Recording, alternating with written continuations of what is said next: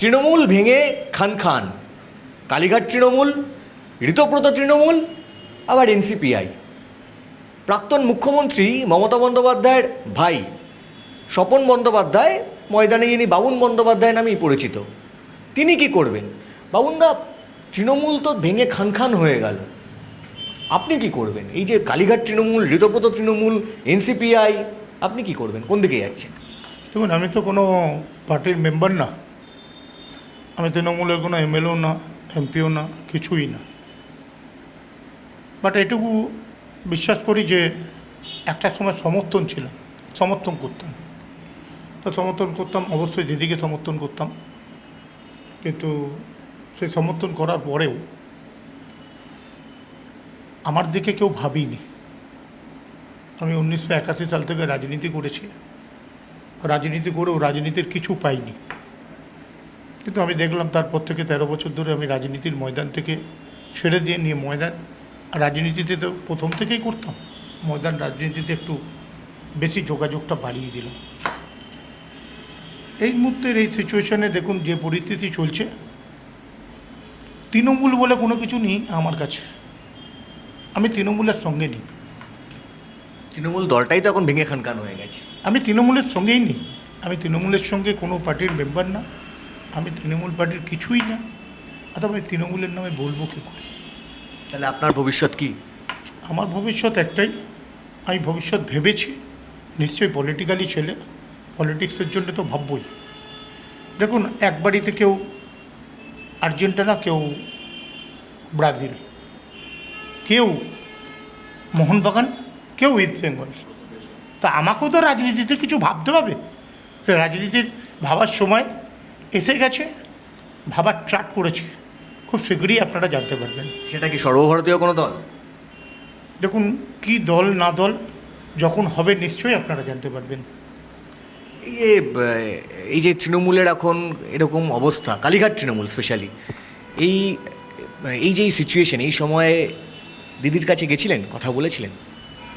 দেখুন, সময় অসময়ে সব সময় গেছি, যাইনি তা না, কিন্তু সম্মান পাইনি দিদির কাছ থেকে? কারোর কাছ থেকে, কোনো তৃণমূলের কাছ থেকে না, সম্মান পাইনি। অভিষেক? কারোর কাছ থেকে সম্মান পাইনি, অভিষেকের কাছ থেকেও সম্মান পান? কারোর কাছ থেকে সম্মান পাইনি। মানে এই এখন দাঁড়িয়েও? এখন তো যাওয়ার কোনো প্রশ্নই নেই, তো যাওয়ার কোনো প্রশ্নই নেই, কোনো সময় কোনো সম্মান পাইনি। আমি সম্মানের বোকা ছিলাম, নিজের বাড়ি নিজে ঢুকতে পারিনি, পুলিশ দিয়ে আটকে দেওয়া হয়েছে। এই অপমান আর সহ্য করতে পারিনি, শুধু আমি না, আমার পরিবারকেও। এটা আমার খুব দুঃখজনক। একটা সাধারণ মানুষ এর আগেও দেখেছে, বলেছি, আজকেও বলছি। বাবুনদা, এনসিপিআই বা এই ঋতব্রত তৃণমূল থেকে ডাক এসেছিল? যেমন যেখান থেকেও ডাকা, তো তৃণমূল নামটা আমার কাছে খুব বড় জায়গা না, আমি তৃণমূল দেখে নিয়েছি, আমার আর তৃণমূলের নাম উচ্চারণ করার ইচ্ছা নেই। না, কিন্তু ডাক এসেছিল, তারা কি বলেছিল? দেখুন, ডেকেছে আমাকে, কে? আমার তৃণমূল থেকে ঋতব্রতদা আমায় কালকে ডেকেছিল নবহোটেলে, কিন্তু আমি ঋতব্রতদার ওখানে যেতে পারিনি, একটাই কারণে যেতে পারিনি, আমি তৃণমূল নামটা, আমায় শুভেন্দু অধিকারীর নাম বললে আমি নিশ্চয়ই যেতাম। হঠাৎ করে এখন শুভেন্দু অধিকারী? আমি শুভেন্দু অধিকারী বরাবরই, দেখুন, প্রথম যখন শুভেন্দু অধিকারী যখন আমাদের তৃণমূল কংগ্রেসে ছিলেন, তখন আমি শুভেন্দু অধিকারীর সঙ্গেই, আমি আর মমতা ব্যানার্জির সঙ্গেই পার্টিটা করতাম। এই নয় যে মমতা ব্যানার্জিকেও ছেড়েছি, শুভেন্দু অধিকারীকেও ছেড়েছি, সেই সময় মমতা ব্যানার্জি শুভেন্দু অধিকারীর সঙ্গেই ছিলাম। কিন্তু আমার মনে হতো শুভেন্দু অধিকারী রাজনীতির ময়দানে উনি আমাকে অনেক সাপোর্ট করেছে, যেটা আমি তৃণমূলের তরফ থেকে শুভেন্দু অধিকারীর কাছ থেকে যে সাপোর্টটা পেয়েছি, এই সাপোর্ট আমাকে কেউ দেয়নি। মানে দিদির কাছ থেকেও সেই সাপোর্টটা পান? না, নিশ্চয়ই আমি সাপোর্ট, কিন্তু শুভেন্দু অধিকারী আমাকে অনেক বড় সাপোর্ট দিয়েছিল। এর আগে যখন 2.5 বছর আগে যখন ঘটনা ঘটেছিল, শুভেন্দু অধিকারী আমাকে সুযোগ দিয়েছিল, সেই সুযোগ হয়তো আমি কাজে লাগাতে পারিনি। সেই সুযোগ যদি সেদিন আমি কাজে লাগাতে পারতাম, তো হয়তো আমার সেই দিনটা অনেক ফল ভালো হতো। যেহেতু মেয়ের বিয়ে ছিল, অনেক কিছু প্রবলেম ছিল বলে সেই দিনটা আমি ওনার হয়তো ওই কথা ওইটুকু টাইমে রাখতে পারিনি, কিন্তু সেই দিন রাখতে পারলে ভালো হতো। আমি রাখার জন্য চেষ্টায় ছিলাম, কিন্তু আমার পরিবার সেই দিন থেকে, পরিবার আমাকে এমনভাবে একটা জায়গা থেকে সরিয়ে নিল যে যেহেতু মেয়ের বিয়ে, এই ঘটনা হলে অনেক অশান্তি হতে পারে, অশান্তি থেকে আমি একটু সাবধানে থাকার জন্য আমি সেই সময়টা সরে গেছিলাম, কিন্তু সেই সময় ঢুকে গেলে খুব ভালো হতো। ঋতব্রত তৃণমূলে কেন গেলেন না যাওয়ার কারণে? এইসব যাওয়ার কোনো আমার জায়গা নেই। আমি তৃণমূল অনেক দেখে নিয়েছি। আমরা একটা গরু চারটে ট্যাঙ্ক সিপিএমকে মারলাম, দেখে নিয়েছি। হাত ছিন্ন, তারপরে হাত ছিন্ন, তারপরে তৃণমূল কংগ্রেস, আমরা সব দেখে নিয়েছি। কারণ পার্টির আর কোনো ইচ্ছা নেই। পার্টির যদি ইচ্ছা থাকে, ঋতব্রত বন্দ্যোপাধ্যায় তো এই মুহূর্তে বিরোধী দলনেতা, তিনি যখন ফোন করলেন আপনাকে, যখন কথা বললেন, আপনি কি সঙ্গে সঙ্গে ফিরিয়ে দিচ্ছেন প্রস্তাব? না, আমি বলেছিলাম ঠিক আছে আসবো, কিন্তু যেহেতু শুভেন্দু অধিকারীর নাম বলেছিলেন, শুভেন্দু অধিকারীর নামটা বলেছিলেন বলে আমি বলেছি যাবো।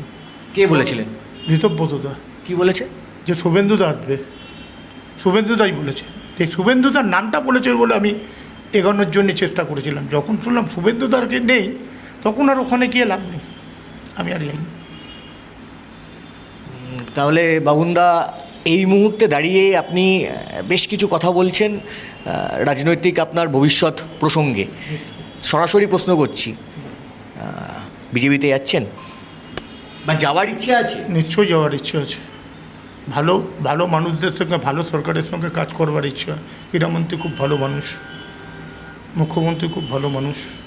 আমার ক্রীড়ামন্ত্রী মুখ্যমন্ত্রীর সঙ্গে সবসময় যোগাযোগ রেখে খেলাধুলোর ব্যাপারে এবং রাজনীতির ব্যাপারে ওনার কাছ থেকে আমার অ্যাডভাইস সবসময় দরকার। বাবুনদা, অরূপ বিশ্বাসের বিরুদ্ধে আপনার প্রচুর ক্ষোভ রয়েছে, এর আগেও আপনি প্রচুর ক্ষোভ প্রকাশ করেছেন। এই অরূপ বিশ্বাসকে তো আপনার দিদি একটা সময় খুব বিশ্বাস করতেন, সেই বিশ্বাস তো এখন অন্যদিকে পাড়ি দিয়েছেন, ঋতব্রতর দলে নাম লিখিয়েছে। কি বলবেন? এই অরূপ বিশ্বাসের জন্য তো আপনাকেও তো কার্যত একঘরে হয়ে যেতে হয়েছে। দেখুন, এই অরূপ বিশ্বাস বা অনেক বিশ্বাসকেই আমি দেখে নিয়েছি। দিদি এদের চিনতে পারিনি। এরা গিরগিটির মধ্যে দিনে রাত্রে চেঞ্জ হয়, আমরা চেঞ্জ হই না। আমাদের একটা ব্যানার্জি পরিবারের একটা দাগ ভালো জায়গা ছিল, সেই দাগটাকে চিনতে পারলো না এই ব্যানার্জি পরিবার। যদি চিনতে পারতো এই কষ্টটা হতো না। আমার ব্যানার্জি পরিবারকে শেষ করে দিয়ে বিশ্বাস পরিবারকে বিশ্বাস করেছিল, তার জন্য এই বিশ্বাসের এই অবিশ্বাস জায়গাটা এসেছে। সেটার জন্য দায়ী কে? দিদি? নিশ্চয়ই পরিবার দায়ী। মানে আর কোনো সদস্য কথা? পরিবার দায়ী, বললাম তো, পরিবার দায়ী।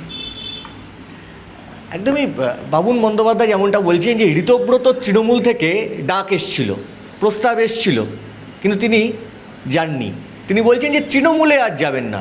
কালীঘাট তৃণমূল, ঋতব্রত তৃণমূল কি এনসিপিআই যাই হোক না কেন, তিনি আর সেই দলে নাম লেখাতে চান না, বরঞ্চ অন্য দলে নাম লেখাতে আগ্রহী মমতা বন্দ্যোপাধ্যায়ের ভাই বাবুন বন্দ্যোপাধ্যায়। ক্যামেরায় সুদীপ গুজরাতের সঙ্গে কৌস্তব গঙ্গোপাধ্যায়, TV9 বাংলা, কলকাতা।